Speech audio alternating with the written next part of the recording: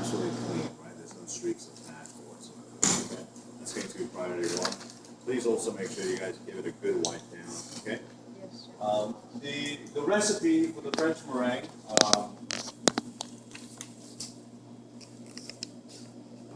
which you have in your books, is 8 ounces of egg whites and 16 ounces of sugar.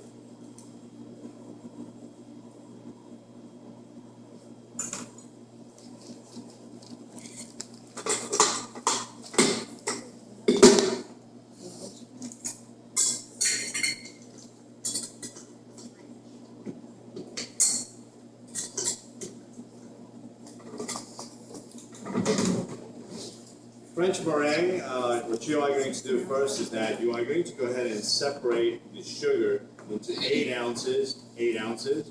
Please do not have it compiled as one item as such.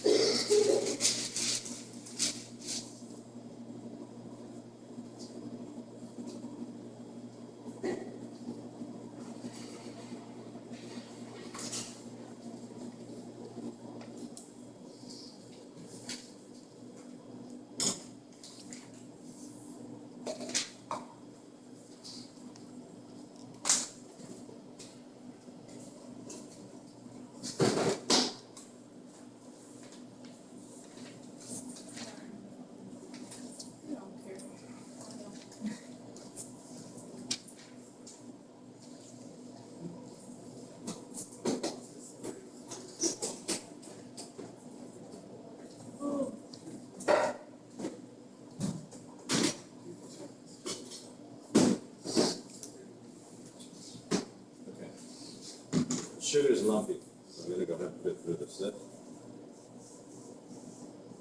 So we only have a fine sugar going through it. Okay, guys? Yes, Chef.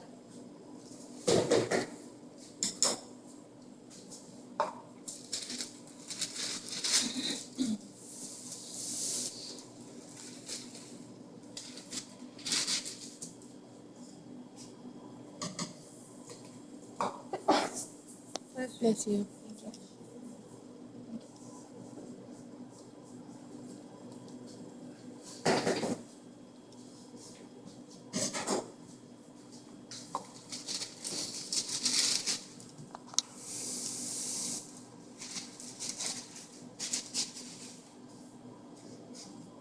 Place the egg whites in here.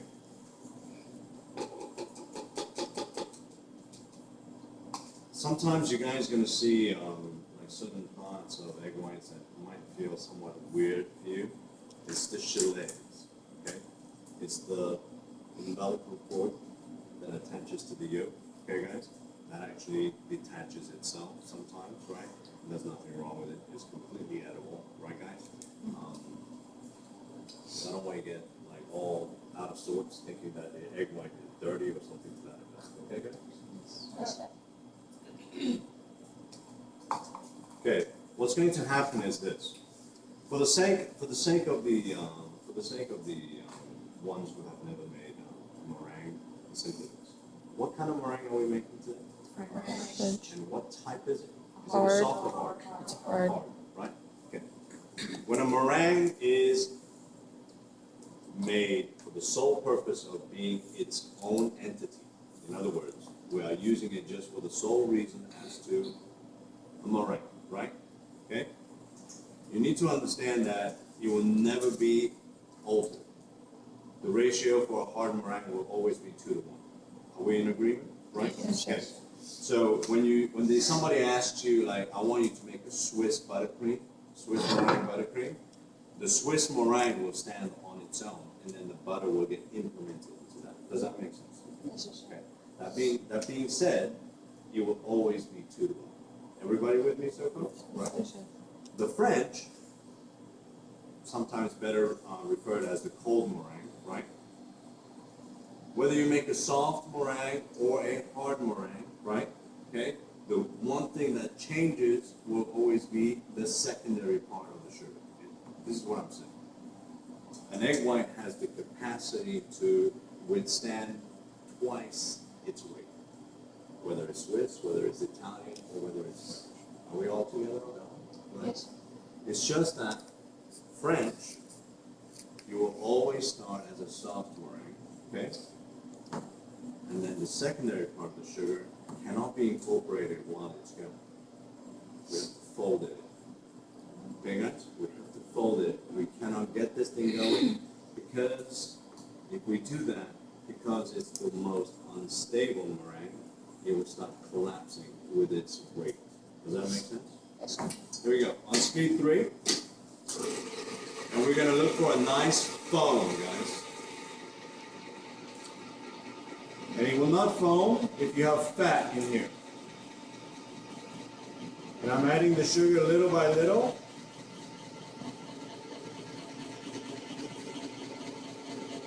And this helps it stabilize your meringue.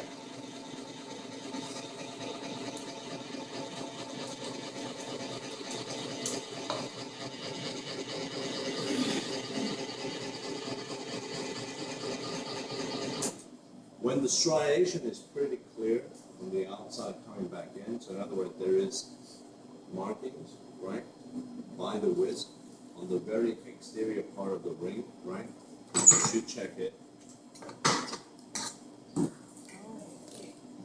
And what you're going to have is, you're going to have, do you remember when we did the ribbon thing? Do you remember how like you could barely see it? This will not be. This will be a meringue that has been stabilized and that is fairly soft but yet fairly strong. Does that make sense to you guys all? Right? So that's where you want to be. So you don't have any liquid coming out or anything like that. Okay, guys? Yes, sir. But at no time does it ever feel like it's so hard. Does that make sense to you guys? Okay? That's very important.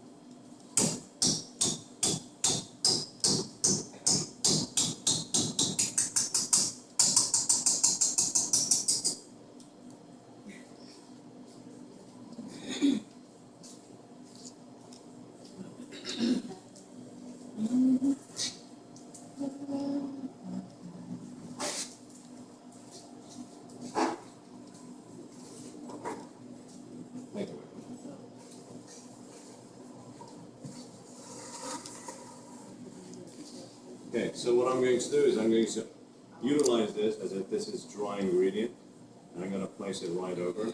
I'm going to fold.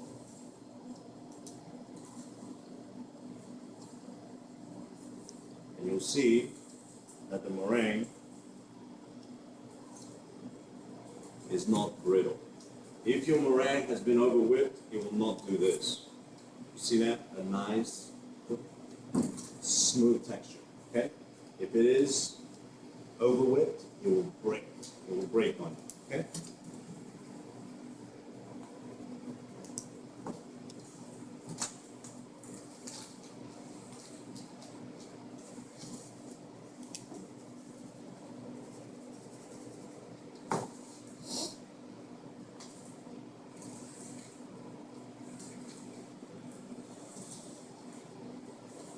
The job really is all about making sure that you retain the volume as much as you can. In fact, if you do it right, you're not going to lose any volume. Because at this state, the meringue is able to withstand twice its weight because we're not agitating it anymore.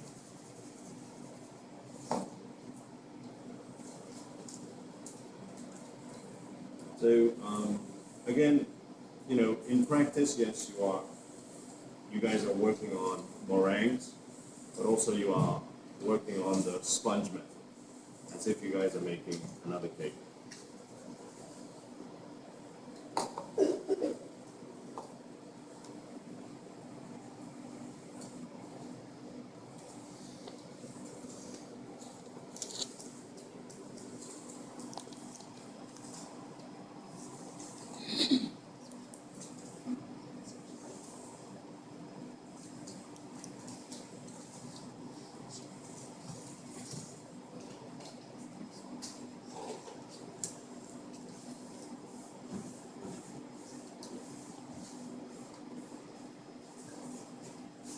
We are going to go ahead and use the same piping tip.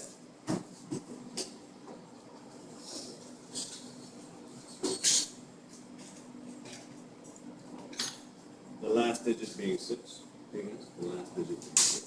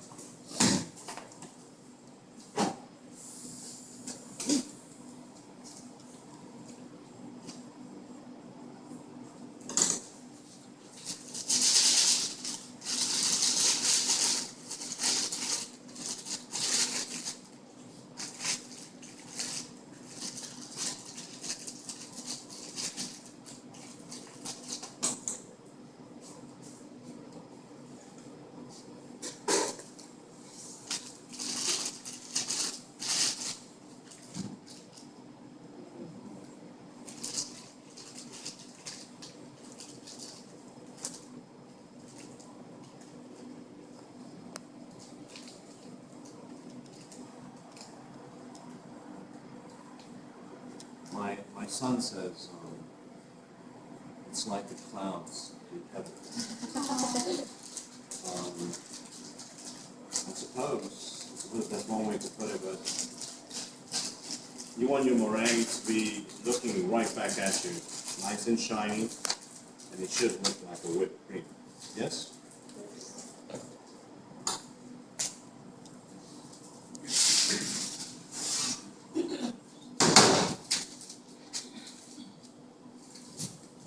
Again, you will start with your rosettes.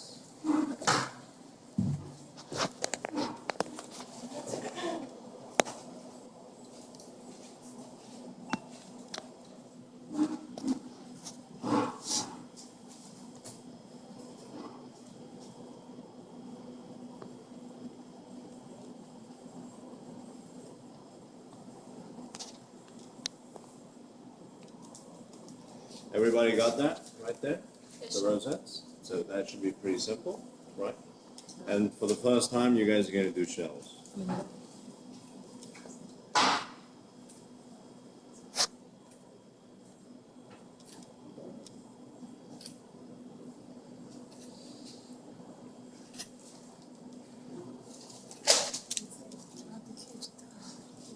Okay, guys?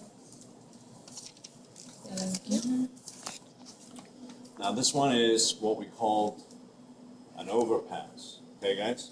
So you guys are going to do 1, and then you guys are going to come 1,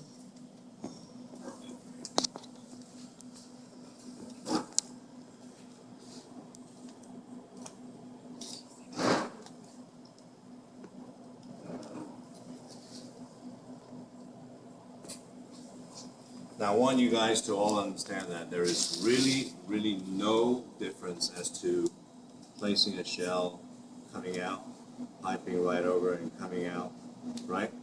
Except this time around, we are stretching it and then coming right back, and then, so it's not right behind you, overlaying it and then coming out. Does that make sense to you guys? Yes. Right? So that's what you guys are going to do, initially speaking. Okay, guys? These are required pieces. Everybody with me so far? Yes.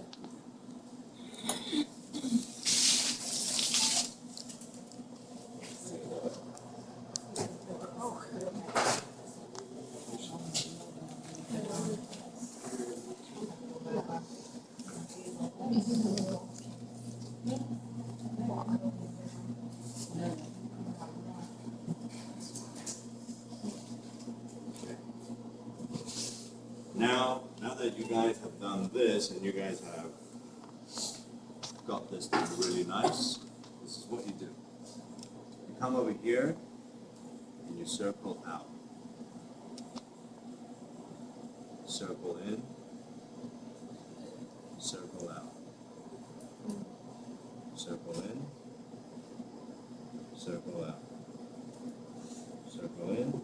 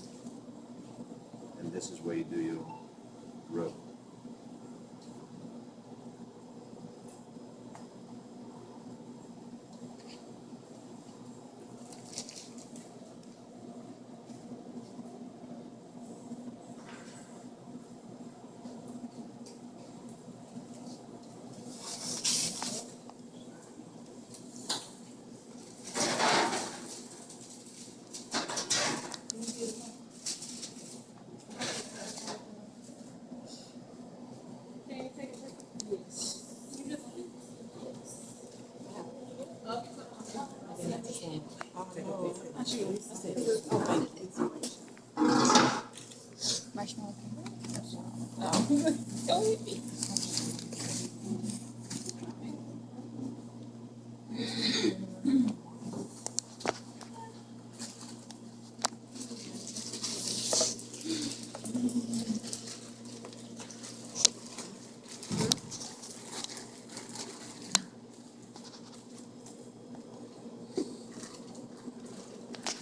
Now, it's not only looking at the shapes. Try to retain in your memory bank what the consistency of the meringue looked like. If your meringue is anything but nice and creamy like this, you probably did something wrong. Chef, I did everything you asked me to do, but it still came out like this. Will not suffice. Okay, guys? Yes, chef.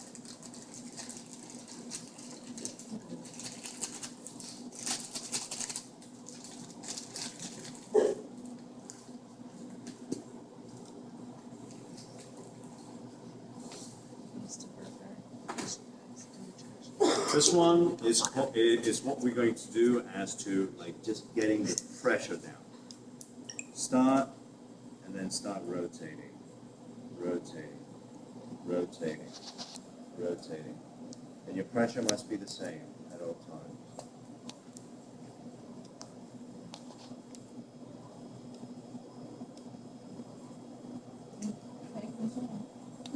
Video.